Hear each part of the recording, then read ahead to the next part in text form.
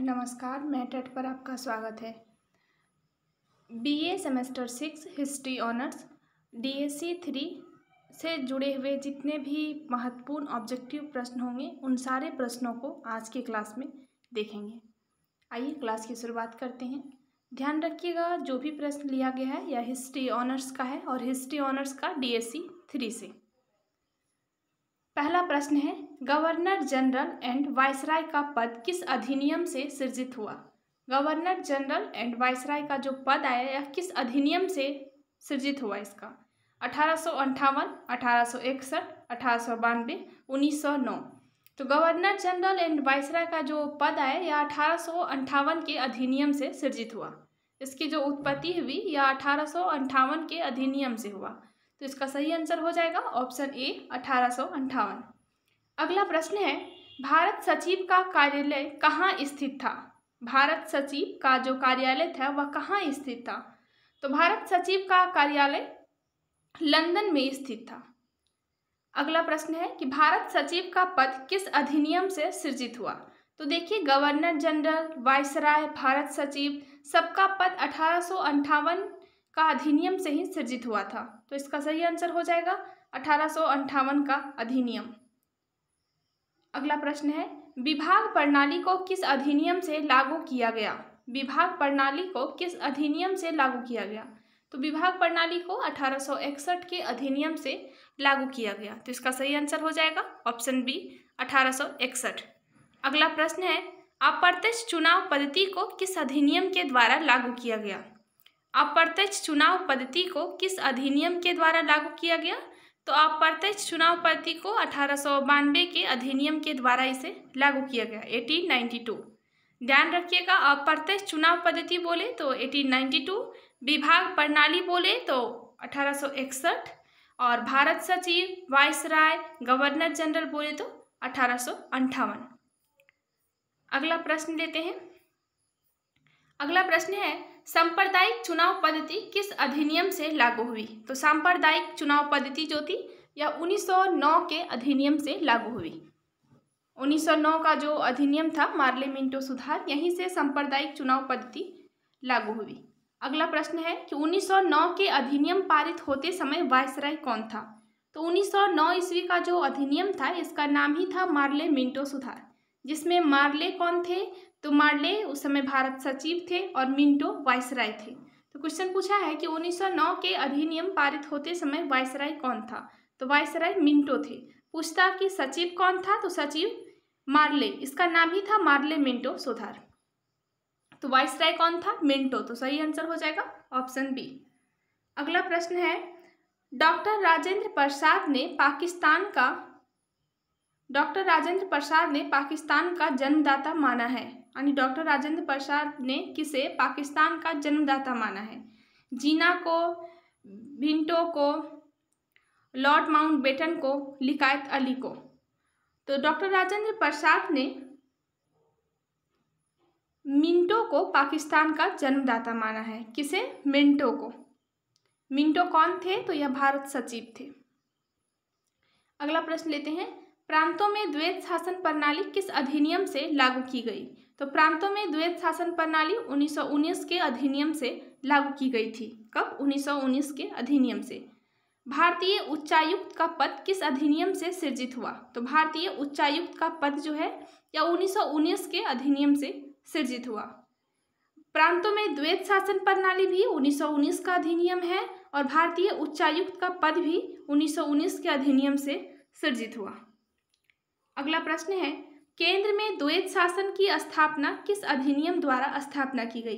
तो देखिए, प्रांत में बोलेगा द्वैत शासन तो 1919 का अधिनियम और केंद्र में बोलेगा द्वैत शासन तो 1935 का अधिनियम। 1919 का अधिनियम में हुआ क्या? 1919 के अधिनियम को कहते हैं मॉन्टेग्यू चेम्सफोर्ड सुधार। इस अधिनियम के तहत रखा गया कि प्रांतों में द्वैत शासन, जबकि 1935 का अधिनियम में आया तो जो प्रांतों में द्वैत शासन था उसे समाप्त कर दिया गया और लाया गया केंद्र में द्वैत शासन। तो क्वेश्चन क्या था कि केंद्र में द्वैत शासन की स्थापना किस अधिनियम द्वारा की गई? तो 1935 के अधिनियम द्वारा। अगला प्रश्न है, कि प्रांतों को स्वायत्तता किस अधिनियम ने प्रदान की, यानी किस अधिनियम के द्वारा जो प्रांतों में द्वैत शासन की स्थापना की गई थी उसकी समाप्ति कर दी। तो 1935 के अधिनियम। अगला प्रश्न है कि प्रांतों में चुनाव किस वर्ष हुए, तो प्रांतों में चुनाव 1937 ईस्वी में हुए थे।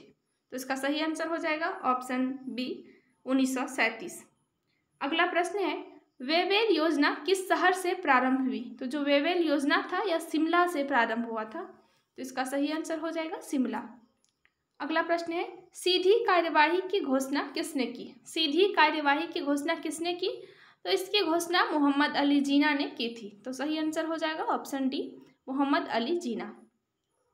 अगला प्रश्न है कौन सा व्यक्ति कैबिनेट मिशन का सदस्य नहीं था, तो कैबिनेट मिशन के सदस्य थे लॉरेंस, अलेक्जेंडर, क्रिप्स।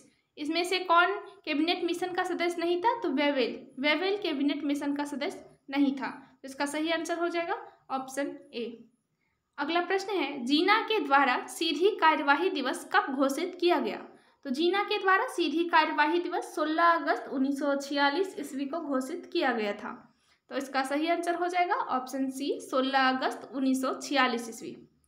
अगला प्रश्न है भारत की स्वतंत्रता के समय वायसराय कौन था, जब भारत को स्वतंत्रता मिली, जब भारत को आज़ादी मिली उस समय वायसराय कौन था, तो उस समय वायसराय था लॉर्ड माउंटबेटन। तो सही आंसर हो जाएगा ऑप्शन बी लॉर्ड माउंटबेटन।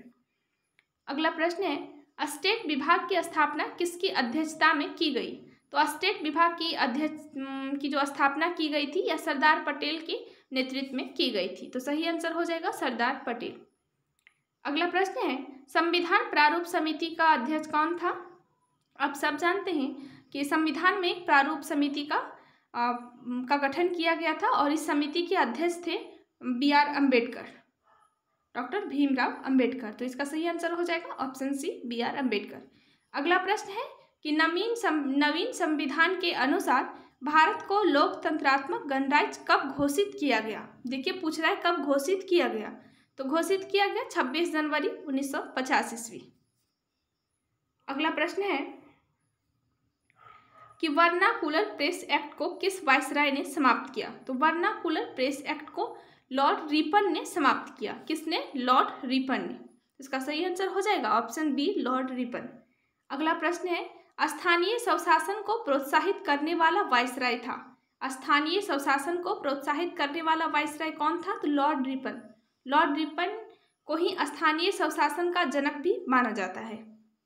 अगला प्रश्न है कि भारत में जनगणना किस वायसराय ने प्रारंभ कराई, तो भारत में जनगणना जो प्रारंभ कराया गया या लॉर्ड रिपन के द्वारा ही प्रारंभ कराया गया था। तो इसका सही आंसर हो जाएगा ऑप्शन सी लॉर्ड रिपन। प्राचीन स्मारक सुरक्षा अधिनियम पारित कराया किसने, बेंटिक, लीटन, डलहौजी या कर्जन। तो इसका सही आंसर हो जाएगा कर्जन। प्राचीन स्मारक सुरक्षा अधिनियम लॉर्ड कर्जन के द्वारा पारित कराया गया। अगला प्रश्न है कि भारतीय विश्वविद्यालय अधिनियम कब पारित हुआ, तो भारतीय विश्वविद्यालय अधिनियम 1904 ईस्वी में पारित हुआ। अगला प्रश्न है इंपीरियल कैडेट कोर की स्थापना किसने की, तो इंपीरियल कैडेट कोर की स्थापना लॉर्ड कर्जन ने की थी। तो इसका सही आंसर हो जाएगा ऑप्शन ए लॉर्ड कर्जन। अगला प्रश्न है कि व्यापार व उद्योग विभाग की स्थापना किसने की, तो व्यापार व उद्योग विभाग की स्थापना लॉर्ड कर्जन ने की। इसका सही आंसर हो जाएगा ऑप्शन डी लॉर्ड कर्जन।